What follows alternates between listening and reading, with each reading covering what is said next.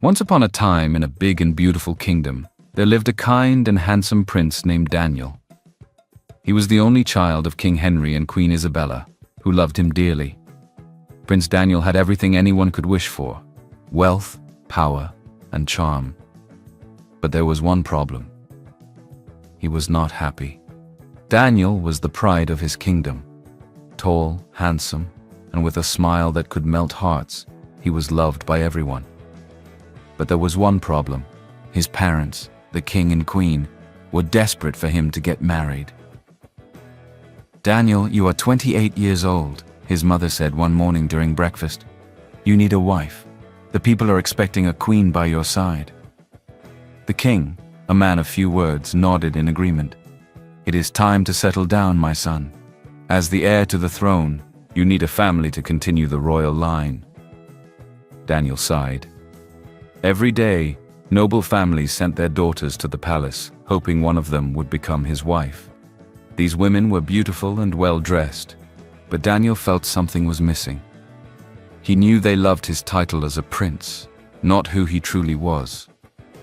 "Father, mother," Daniel said one day, "I can't marry someone who only cares about my wealth. I need someone who loves me, for me." His parents were confused. "What do you mean, Daniel?" his father asked. "There are so many fine ladies in the kingdom. Choose one." Daniel shook his head. "It's not that easy, father. If they know I'm a prince, they will pretend to be kind and perfect. How will I know their real hearts?" The queen was worried. "What do you want to do, my son?" she asked. "I have a plan," Daniel said. "I will leave the palace and disguise myself as a poor man. I will live like a commoner and find a woman who loves me for who I am, not my title." The king and queen were shocked. "What?" they said together. "You, the prince of this great kingdom, living as a poor man? Impossible. Please let me do this," Daniel begged. "I need to find true love." After much arguing, his parents finally agreed, but they gave him a condition. "You have 1 year," the king said firmly. "If you don't find a wife by then, we will choose a bride for you." Daniel agreed. He was excited about his plan. For the next few weeks, he prepared to leave the palace. He cut his royal hair short, wore old clothes, and practiced speaking like a villager. Finally, he was ready. Early one morning, before anyone in the palace was awake, Daniel left with nothing but a small bag of clothes. "I will find her," he whispered to himself. "Someone who will love me for who I really am." Prince Daniel traveled far from the palace until he reached a small village called Umurba. It was a quiet place, surrounded by palm trees and farmlands. The people were simple, hard-working, and friendly. It was the perfect place for Daniel to begin his new life. As he entered the village, he noticed a group of men tapping palm trees for wine. They climbed the tall trees with ease, cutting the stems to collect the fresh, sweet liquid in hollow calabashes. Daniel stopped to watch them, fascinated by their skill and precision. He stood there for several minutes, taking in the sight of the men moving with agility and purpose. The sound of the tapping and the trickle of the palm sap caught his attention in a way he hadn't expected. Something about the simplicity and rhythm of their work drew him in. "This is it," Daniel thought to himself. "This is what I will do here. I will be a palm wine tapper." Determined, Daniel approached one of the tappers. "Good afternoon," he greeted politely. One of the men, an older fellow with a friendly smile, looked up from his work. "Good afternoon, young man. Who are you and what brings you here?" "My name is Daniel," he said, avoiding any mention of his royal background. "I'm looking for work. I want to learn how to tap palm wine." The man chuckled. "Are you sure, my boy? Palm wine tapping is not an easy job. It takes strength and skill." "I'm willing to learn," Daniel replied. "Please give me a chance." The older man nodded. "All right then. My name is Papa Obina. I've been tapping palm wine for over 30 years. If you're serious, come to my house tomorrow morning and I'll teach you." "Thank you, Papa Obina," Daniel said gratefully. That night, Daniel stayed in a small hut he rented at the edge of the village. It was a far cry from the luxury of the palace, but he didn't mind. He was determined to live like an ordinary man. The next morning, Daniel arrived at Papa Obina's house, ready to begin his training. The old man handed him a small sharp knife and showed him how to climb the palm tree using a rope tied around his waist and feet. "Be careful, Daniel," Papa Obina warned. "One wrong move and you could fall." Daniel nodded, wiping the sweat off his forehead. The climb was harder than he expected, but he pushed himself. By midday, he managed to cut his first stem and collect a small amount of palm wine. "Well done, my boy," Papa Obina said, clapping him on the back. "You're a quick learner." Over the next few weeks, Daniel worked hard, tapping palm wine and selling it in the village. Though the job was tough, he found joy in the art. He loved the peaceful mornings, the physical effort of climbing, and the satisfaction of collecting the sweet wine. The villagers began to notice him and soon gave him a nickname: Daniel the Tapper. Despite his humble appearance, Daniel's kind heart and cheerful attitude made him popular among the villagers. He would help the elderly carry their goods, play with the children, and share stories with the men at the palm wine joint in the evenings. But while many villagers liked him, some mocked him. "Look at him," one woman said. "A young man like that should be aiming higher. Instead, he's climbing trees like an animal." Daniel laughed it off, knowing they didn't understand his true purpose. He was not here to impress anyone. He was here to find someone who would love him for who he truly was. One evening, as Daniel sat under a tree sipping palm wine with Papa Obina, he asked, "Papa, what are the women in this village like?" Papa Obina chuckled. "Women, eh? Well, we have all kinds. Kind ones, hard-working ones, lazy ones, and some who are just looking for money." Daniel smiled. "How can you tell who is real and who isn't?" "Ah, my boy," Papa Obina said, stroking his beard. "Watch how they treat people who can do nothing for them. That's how you'll know who has a good heart." Daniel nodded thoughtfully. He had much to learn, but he was willing to wait. Somewhere in this village, he believed, was the woman he was looking for. As the days passed, Daniel became more familiar with life in Umwuba. He worked hard with Papa Obina during the day, climbing palm trees and collecting fresh wine, and in the evenings, he spent time in the village square, listening to stories and laughing with the locals. He was determined to find someone special, a woman who would love him for who he was, not for what he owned. But his search was not easy. One afternoon, Daniel approached a young woman at the market. She was selling yams and looked friendly enough, so he decided to start a conversation. "Good day," he said with a warm smile. "You have fine yams here.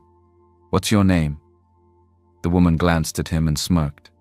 "Thank you," she said. "My name is Amaka." "I'm Daniel," he introduced himself. "I'm new to the village and work as a palm wine tapper. It's hard work, but I enjoy it." Amaka's smile disappeared, and she raised an eyebrow. "A palm wine tapper?" she repeated, her tone filled with disbelief. "Is that all you do? I only agreed to spare you my time and talk to you because you are handsome, but handsome or not, I can't eat your face. That will not put food on the table, you know. So if you are planning to ask me out, I will advise you to think again." Daniel felt a sting of embarrassment but remained polite. "It's honest work," he said. "I may not have much now, but I work hard."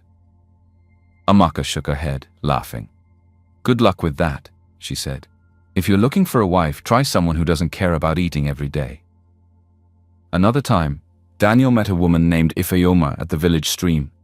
She was fetching water, and Daniel offered to help carry her bucket. "Thank you," Ifeoma said, letting him lift the heavy load. "You're quite strong." Daniel smiled. "It's the work I do. I climb palm trees every day to tap wine." Ifeoma paused and looked at him carefully. "You're a palm wine tapper?" she asked. "Yes," Daniel replied. "It's an art, really. I love the rhythm of the work and the sweetness of the wine." Ifeoma said, her voice turning cold. "It's good that you love it because I don't think many women would love a man who does such work." Her words hit him harder than he expected. "What do you mean?" Daniel asked. "Simple," she said. "You don't have much to offer. Your niceness won't build a house or provide food." Daniel stayed silent, letting Ifeoma walk away. It wasn't the first time he'd heard such comments. But it didn't stop him from hoping. Somewhere in the village, he believed, there had to be someone different. After a month in the village, Daniel had settled into his new life as a palm wine tapper. The villagers had grown used to seeing him climb the tall palm trees every morning and carry his containers of fresh wine to the market. Although he earned little, he was content, finding joy in the simple routine. One day, as Daniel was walking back from the palm trees, he saw a young woman by the riverbank. She was washing clothes and humming a soft tune. She wore a simple wrapper, her hair tied back neatly, and though she wasn't dressed in fine clothes, she had an air of grace and quiet strength. "Curious?" Daniel approached her. "Good afternoon," he greeted. The young woman looked up and smiled shyly. "Good afternoon." "I don't think I've seen you around before," Daniel said, sitting on a nearby rock. "Do you live in this village?" "Yes," she replied. "My name is Jane. I live with my aunt and cousin on the other side of the market." Daniel nodded, noticing how her hands were rough from hard work, yet her eyes were warm and kind. "I'm Daniel," he said. "I'm a palm wine tapper." Jane laughed softly. "I've heard about you. People call you Daniel the handsome tapper." Daniel grinned. "Yes, that's me. And you? Do you work at the market?" Jane shook her head. "No, I spend most of my time at home, cooking, cleaning, and doing chores for my aunt and cousin." Daniel frowned. "That sounds like a lot of work. Don't they help you?" Jane hesitated, then said, "My aunt is old, and my cousin, well, she doesn't like housework." Daniel could see there was more to the story, but he didn't press her. Instead, he offered to help her carry the clothes back to her house. "No, it's okay," Jane said quickly. "You've already been working all day." "I insist," Daniel replied. "You've done enough for one day." Reluctantly, Jane agreed, and they walked back to her house together. Along the way, they talked about their lives in the village. Jane spoke of her late parents, who had died when she was a child, leaving her in the care of her aunt. When they reached her house, a sharp voice called out from the doorway, "Jane, what took you so long?" A woman in her 40s, with a stern expression, stood with her hands on her hips. Beside her was a young lady dressed in fine clothes, her face twisted in disdain. "Sorry, Auntie," Jane said, bowing her head. "I was washing clothes at the river." "And who is this?" her cousin Juliet asked, glaring at Daniel. "Another one of your poor friends?" Daniel felt anger rise in his chest, but he kept his voice calm. "My name is Daniel. I help Jane carry the clothes." The aunt rolled her eyes. "Well, thank you for your help, but we don't need any more charity. Jane, come inside and start cooking dinner." Jane gave Daniel a small, apologetic smile. "Thank you for helping me." As she disappeared into the house, Daniel stood there for a moment, thinking. It was clear that Jane was treated unfairly in her own home, but despite her situation, she remained humble and kind. That night, as Daniel lay on his mat, he couldn't stop thinking about Jane. She wasn't like the women he had met in the palace or even in the village market. She was genuine, hard-working, and unselfish. For the first time since coming to Umoba, Daniel felt that he might have found what he was looking for. But he knew it wouldn't be easy. If Jane's aunt and cousin were anything like the palace women he had left behind, they wouldn't approve of him. Still, Daniel was determined. He wasn't just looking for love, he was ready to fight for it. Daniel had grown used to being dismissed. He had learned to laugh off the insults, but deep down, he still longed for someone who could see past his humble job and appreciate his character, and he thought Jane might be the one. About 3 days later, while he was delivering palm wine to Jane's house, when he met Juliet sitting outside, surrounded by friends, laughing loudly as she admired her reflection in a small mirror. "Good afternoon," Daniel greeted politely, balancing the pot of palm wine on his shoulder. Juliet glanced at him briefly and wrinkled her nose. "What is this?" she asked, her voice dripping with disdain. "You're the one Papa Obina sent. Look at you. You're dirty and look like you haven't bathed in days." Her friends laughed loudly, and one of them whispered, "Imagine Juliet speaking to someone like him." Jane, who was sweeping the yard nearby, looked up and smiled warmly. She walked over to help Daniel with the pot. "Thank you for bringing the palm wine," she said kindly. "Let me help you put it down and get you a cup of water." Daniel noticed the difference immediately. Juliet barely acknowledged him, and when she did, it was only to insult him. Jane, however, treated him with respect and kindness. "Thank you," Daniel said softly to Jane, ignoring Juliet's mocking laughter. He bowed slightly and left, but the encounter stayed on his mind. Over the next few weeks, Daniel found more reasons to visit Juliet's house, though it wasn't Juliet he wanted to see. He began to notice little things about Jane: how she worked tirelessly to keep the house clean, how she was kind to the children who played nearby, and how she always greeted everyone with a smile, even when she was tired. One evening, as Daniel was strolling along the village path, he saw Jane struggling to carry a large bundle of firewood. He quickly ran to help her. "Let me take that," he said, lifting the bundle off her shoulders. Jane looked surprised but grateful. "Thank you," she said. "You're very kind." "It's nothing," Daniel replied. "You shouldn't have to carry this all by yourself." As they walked, they talked. Jane told Daniel about her life. "My aunt and Juliet mean well," she said, "but sometimes it's hard living here. They expect a lot from me." Daniel listened quietly, his respect for Jane growing with every word. Despite her hardships, she remained humble and cheerful. She didn't complain or blame anyone for her situation. As the days passed, Daniel and Jane grew closer. Whenever Daniel finished his palm wine tapping for the day, he would often find an excuse to pass by Jane's house or the riverbank where she washed clothes. Their conversations were always simple but meaningful, filled with laughter and honest exchanges. One afternoon, as they sat under the shade of a mango tree, Jane shared her dreams with Daniel. "I've always wanted to learn how to sew," she said, her eyes lighting up. "If I could save enough money to buy a sewing machine, I could start a business making clothes." Daniel admired the way her face lit up when she spoke about her dreams. "That's a wonderful idea, Jane," he said. "I believe you can do it." Jane smiled, but there was a hint of sadness in her expression. "It's hard," she admitted. "With all the housework and my aunt's expectations, there's never time for myself. But one day, I'll try." Daniel admired her strength. Despite the struggles she faced, Jane remained hopeful and determined. Her humility and kindness only deepened his respect and affection for her. The villagers began to notice the time Daniel and Jane spent together, and it didn't take long for gossip to spread. "Have you seen how Jane is always with Daniel?"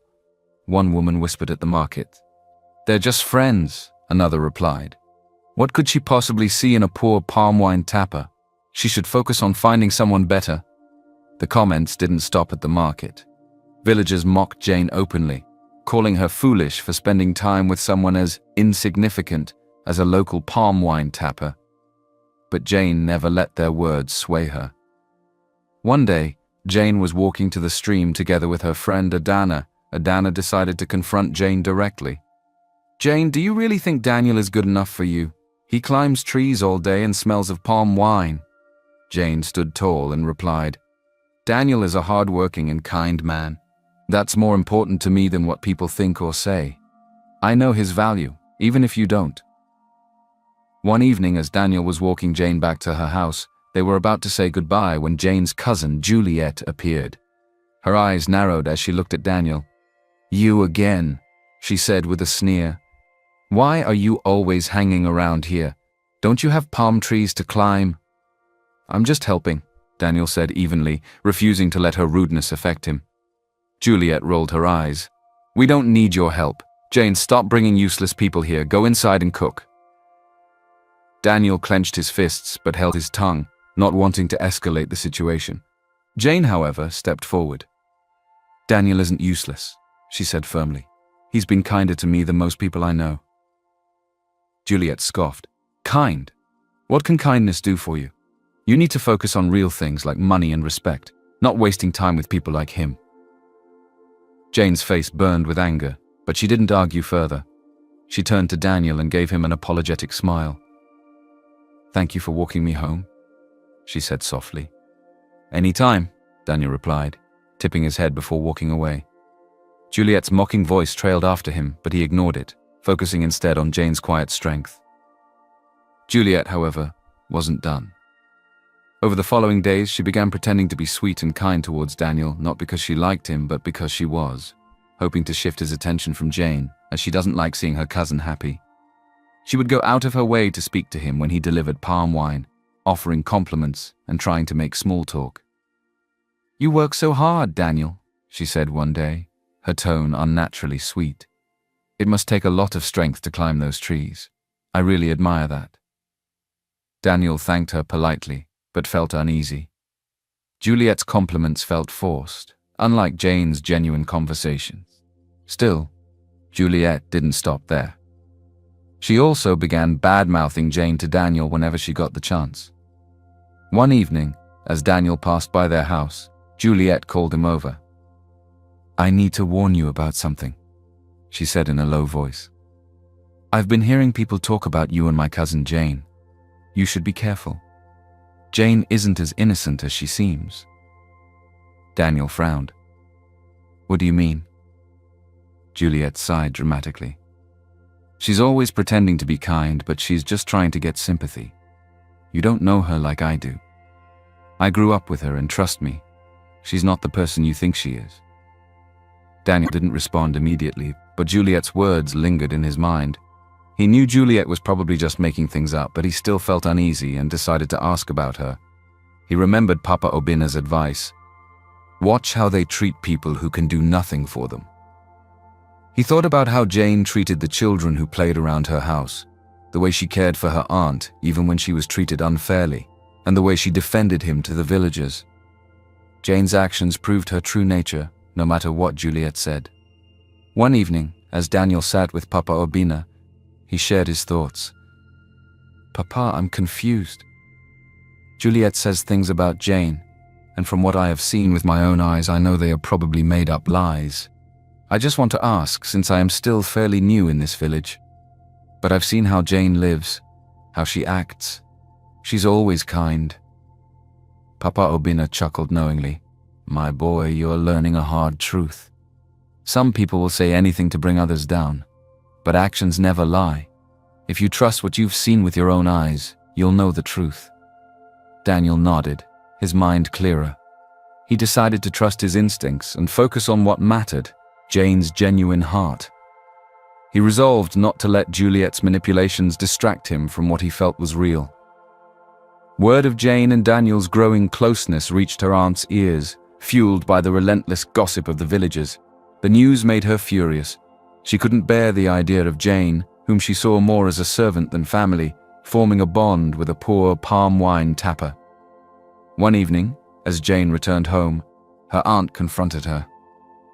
"What is this I'm hearing about you and that palm wine tapper?" her aunt demanded, her voice sharp. Jane lowered her eyes. "We're just friends, Auntie." "Friends?" her aunt scoffed. "I won't have you ruin this family's reputation by being seen with someone like him. Do you know what people are saying? It's shameful." Jane opened her mouth to speak, but her aunt cut her off. "Enough. If you don't stop this nonsense, I'll marry you off mosaic. At least that will bring respect to this family." Jane's heart sank. She knew exactly what her aunt meant. For years, her aunt had been turning away suitors who came asking for her hand, hoping they would shift their attention to Juliet instead.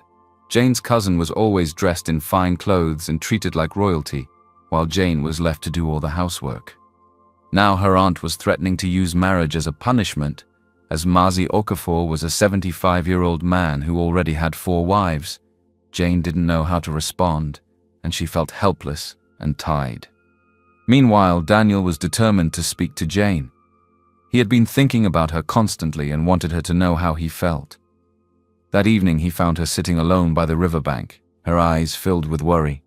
"Jane," Daniel said softly as he approached. She looked up, surprised but glad to see him.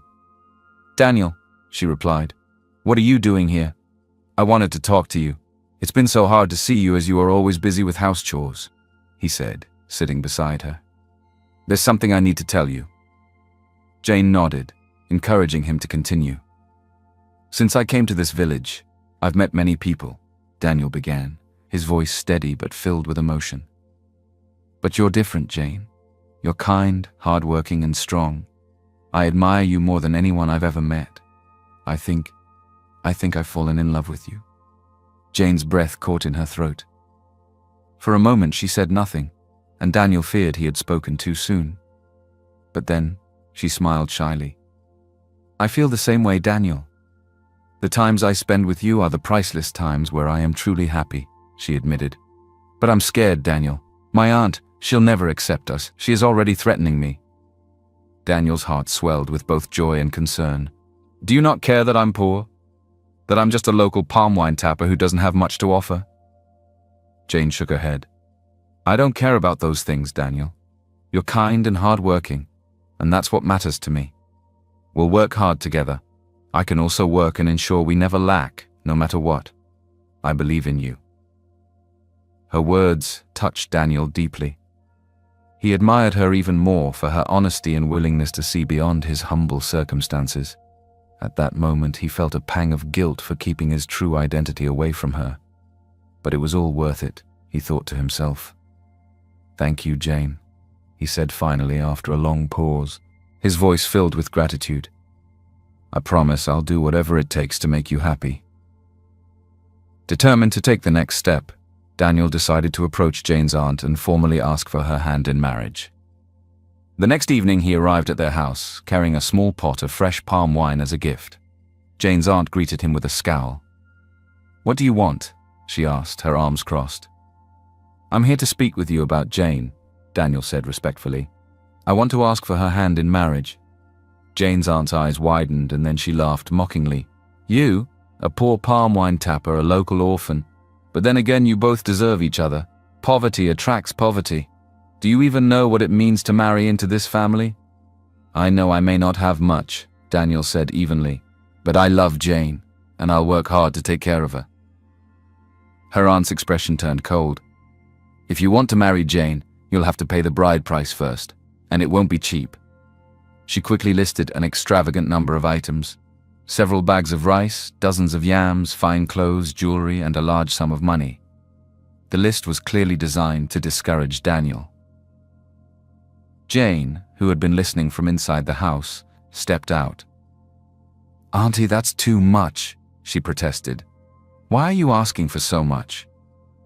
"Silence," her aunt snapped. "You have no say in this. If he wants to marry you, he'll have to prove he's worthy." Daniel clenched his fists but kept his voice calm.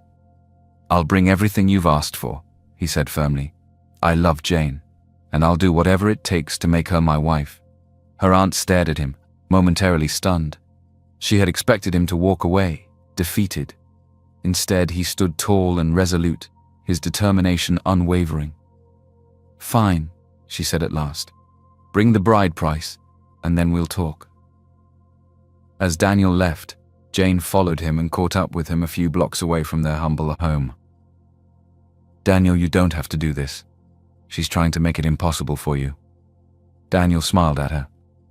"I don't care how hard it is. You're worth it, Jane. I'll find a way." That night, Daniel knew he had to go back. After receiving the marriage list from Jane's aunt, Daniel walked away determined. He kept his calm demeanor, but deep inside, he knew that the time had come to reveal who he truly was. The list was intentionally impossible for someone in his position as a humble palm wine tapper, if only they knew his real identity. He smiled at the thought of him. Daniel packed his few belongings and quietly left the village, heading back to the palace he had left 6 months ago. When he arrived, the guards at the palace gates could hardly recognize him. Gone were the tattered clothes of a palm wine tapper. Daniel had returned as the prince he was. At the palace, Daniel explained everything to his parents, the life he had lived in the village, the people he had met, and how he had fallen in love with Jane. King Henry and Queen Isabella listened intently, their expressions a mix of surprise and admiration. "But it has only been 6 months since you left," Queen Isabella said, astonished. "You've already found the woman you want to marry." "Yes, mother," Daniel replied, and his voice steady. "Jane is the one. She didn't care that I was poor or that I worked as a palm wine tapper. When others mocked me or treated me like a nuisance, She was kind and treated me with respect. She loved me for who I was, despite believing that I was poor and had nothing to offer." The king nodded thoughtfully. "And you're certain about this, Daniel?" "I've never been more certain of anything," Daniel said firmly. "Jane is everything I've been looking for, kind, hardworking, and strong. She stood by me when others wouldn't, and I know she'll make a wonderful queen." Hearing this, Queen Isabella smiled.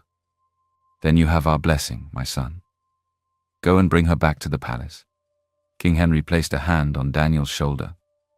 "You've done well, Daniel.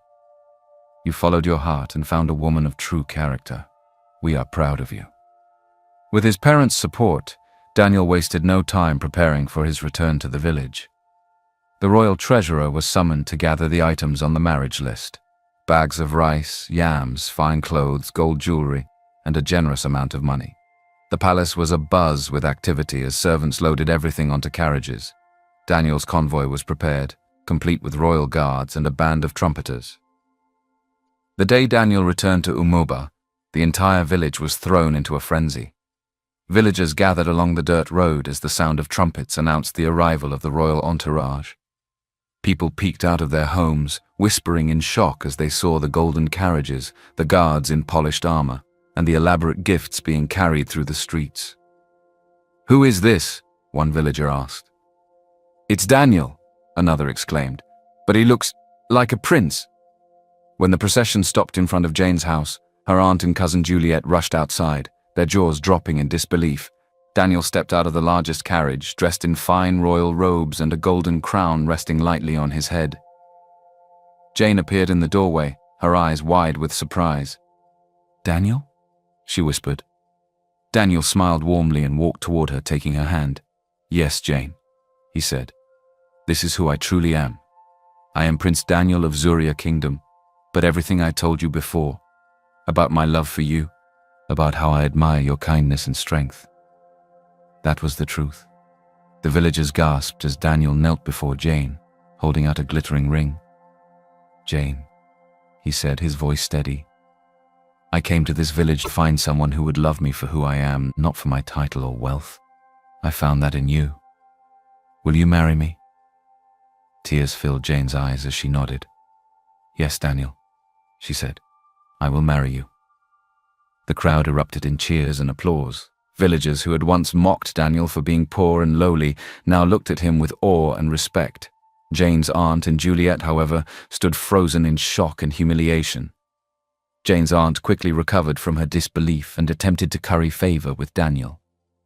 "Your Highness," she said, bowing deeply, "I had no idea who you were.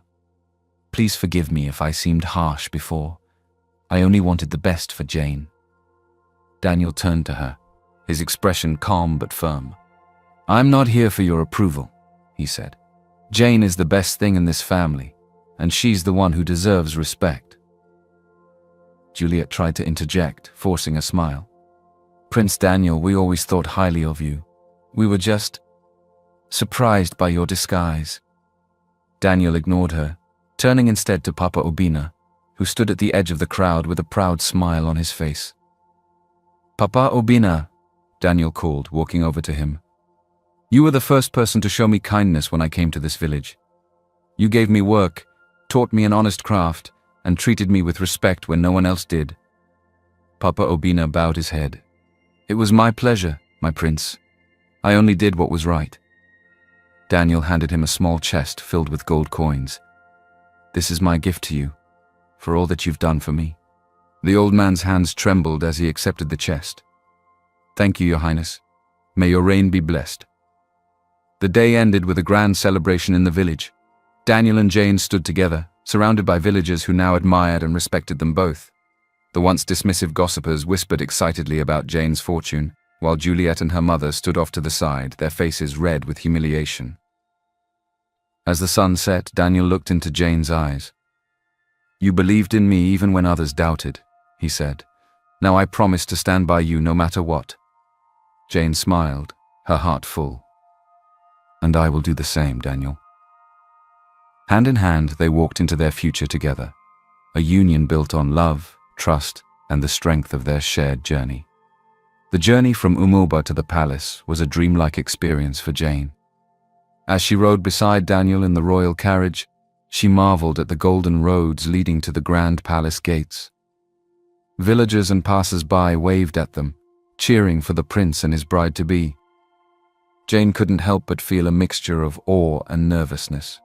When they arrived at the palace, King Henry and Queen Isabella were waiting at the grand entrance, their regal figures framed by the towering palace doors.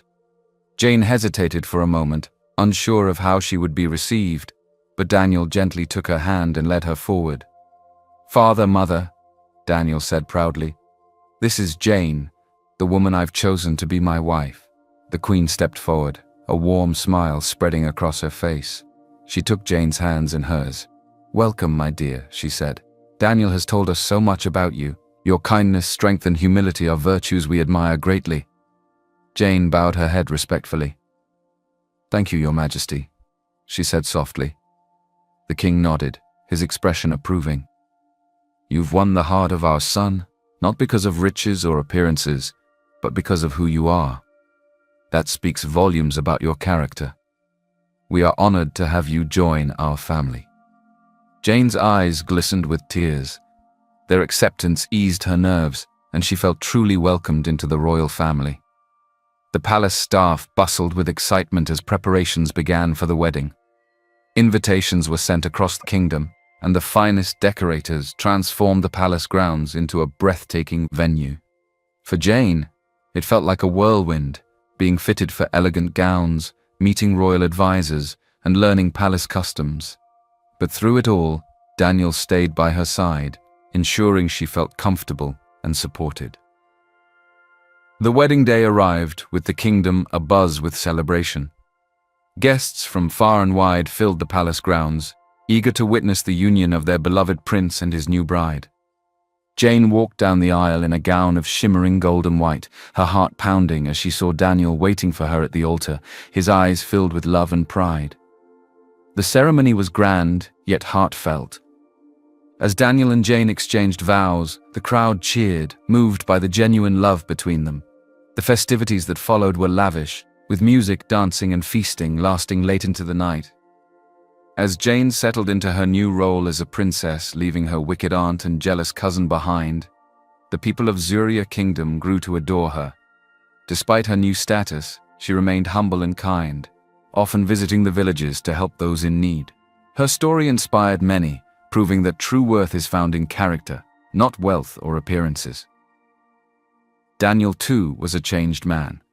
His time in the village had taught him the value of simplicity and sincerity, and he ruled alongside Jane with compassion and wisdom. Together they became a beloved royal couple, admired not just for their positions, but for their dedication to each other and their people. Moral of the story: true love is based on character, not wealth or appearance. Daniel's journey to find someone who loved him for who he truly was showed that the greatest treasures are found in humility, kindness, and sincerity. Jane's strength and goodness proved that love can thrive when built on trust and mutual respect, creating a bond that no obstacle can break.